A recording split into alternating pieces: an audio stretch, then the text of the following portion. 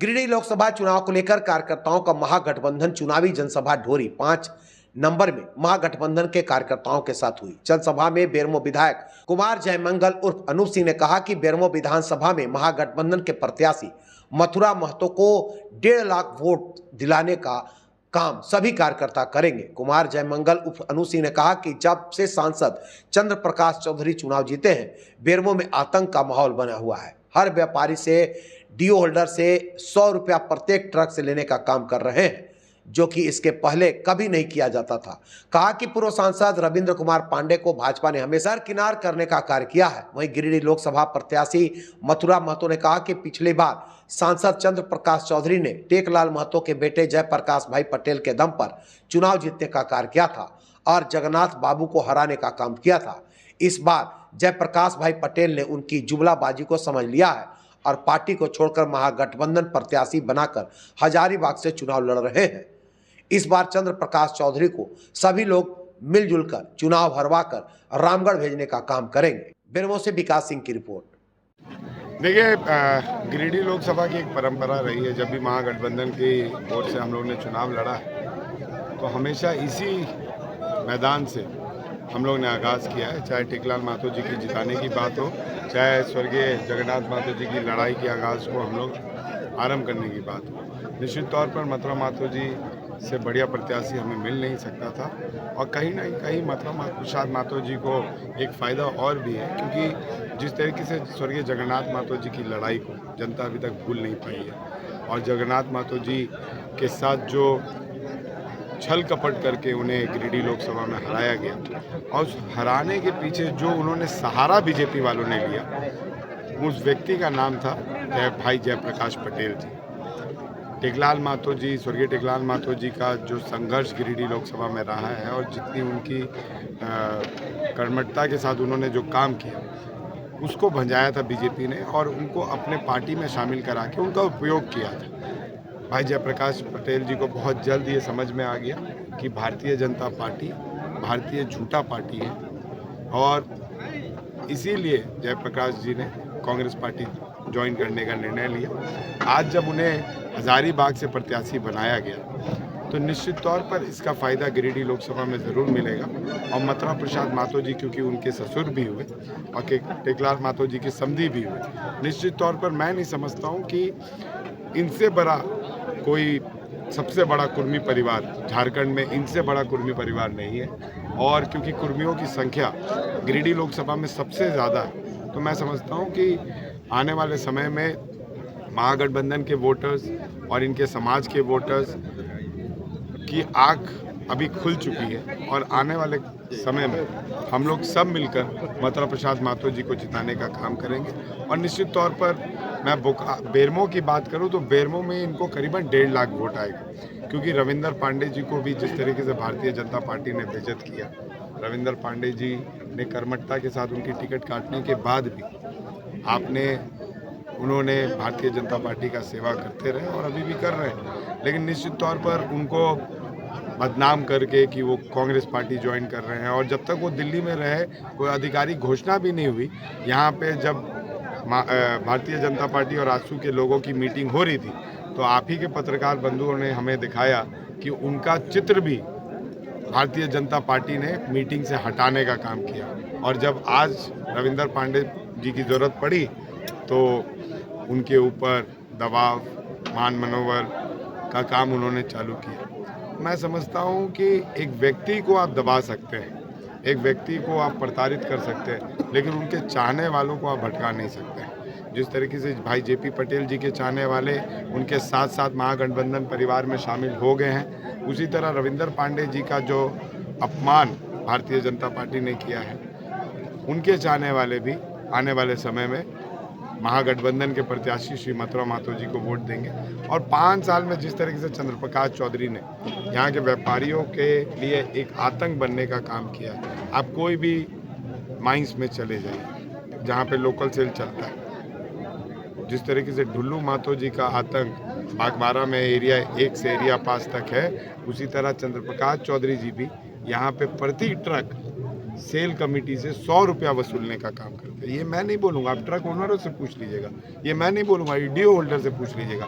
लेकिन एक भी व्यक्ति अगर आपको मिल जाए ये बोलते हुए कि जगन्नाथ मातो जी पैसा लेते थे ट्रकों से, राजेंद्र बाबू पैसा लेते थे ट्रकों से, रविंदर पांडे जी पैसा लेते थे ट्रकों से, टेकलाल मातो जी पैसा लेते थे ट्रक मालिकों से, या फिर अनूप सिंह ट्रक मालिकों से 1 भी रुपया लेता हो, तो मैं राजनीति जीवन से संन्यास ले लूँगा। एक भी ट्रक मालिक ऐसा नहीं,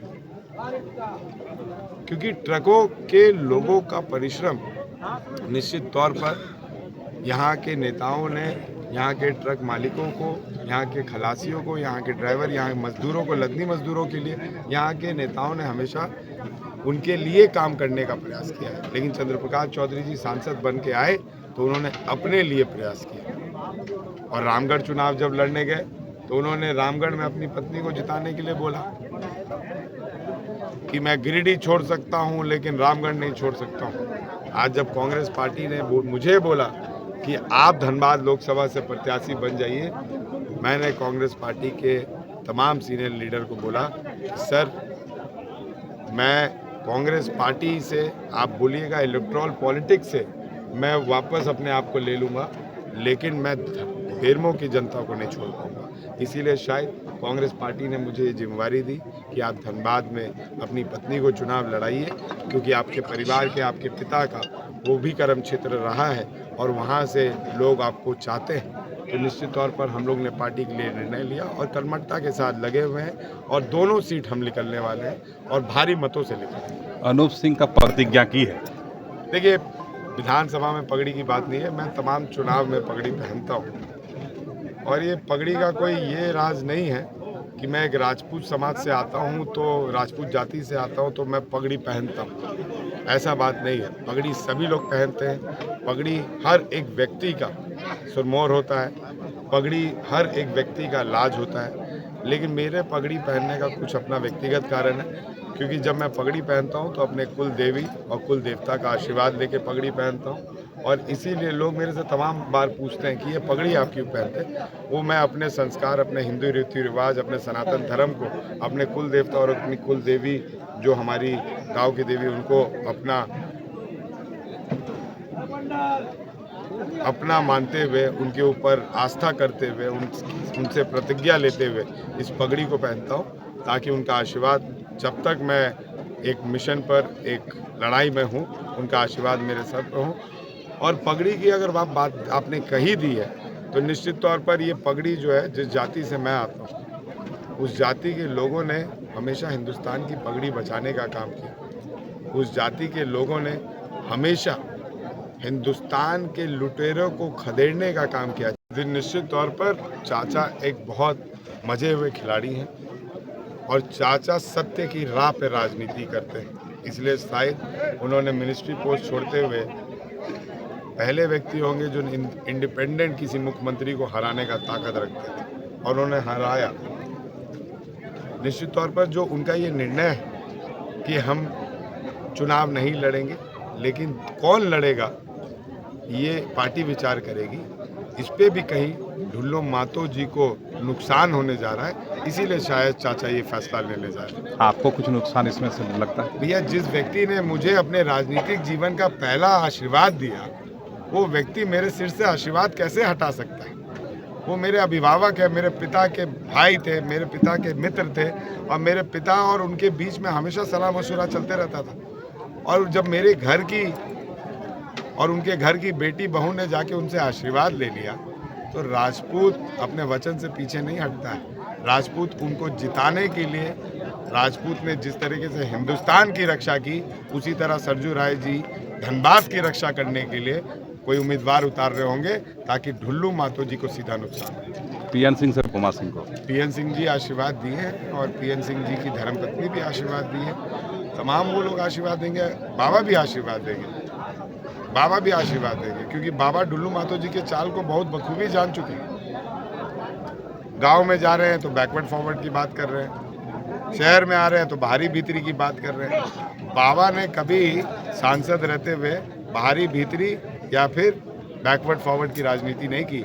तो बाबा से आशीर्वाद लिए हैं तो कम से कम बाबा का चरण छू के जो एक शक्ति आई होगी, उस शक्ति से प्रण भी लें कि आज के बाद हम किसी को शोषित नहीं करेंगे, आज के बाद हम किसी से रंगदारी वसूलेंगे नहीं, आज के बाद हम किसी महिला के साथ उत्पीड़न नहीं करेंगे, आज के बाद हम कभी भी राम मंदिर के चौखट से, जो उन्होंने राम मंदिर धाम बनाया है, उस चौखट से किसी महिला को घसीट कर दुकान उसकी उजाड़ कर उसकी रोजी रोटी को उजाड़ने का काम नहीं करेंगे। ये भी प्रण ले ढुल्लू मातो। अनुकंपा के विधायक को हराने के लिए 4 भारतीय जनता पार्टी के मुख्यमंत्री आके लगे हुए थे।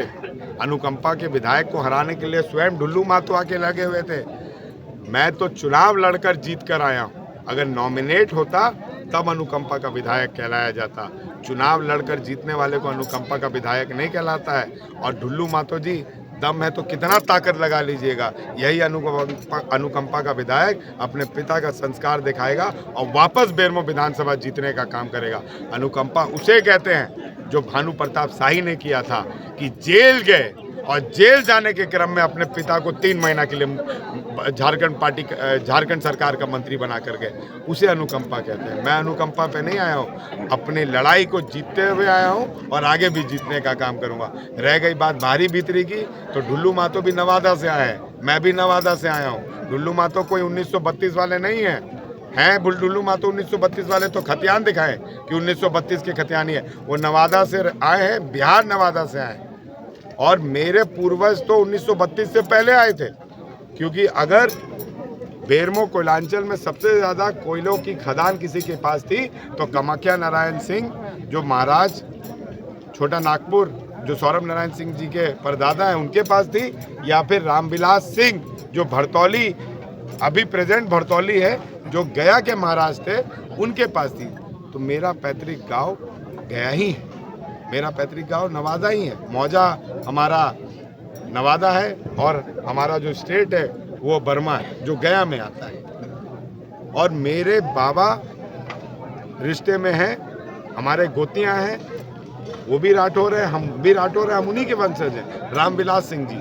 तो ये जब नेशनलाइज हुआ तो 1932 का खतियान नहीं पूछा गया, 1908 का खतियान पूछा गया। इसलिए लोग बोलते हैं आप 1932 वाले, हम बोलते हैं नहीं है, हम 1908 वाले हैं। एक ही हुआ, एक ही। देखिए, ये तो सूचना आम पब्लिक का काम है, वो चुनेगा, जो अच्छा प्रत्याशी उसको लगेगा उसको मतदान करेंगे। नहीं, लेकिन हमारा कहना है कि हम इंडिया गठबंधन के प्रत्याशी बनाए गए हैं, तो जनता के बीच हम जा रहे हैं कि केंद्र सरकार का जो नाकामी है उसको जनता को हम बता रहे हैं कि महंगाई इतना जोर का है कि हर घर जो है इससे त्रस्त है।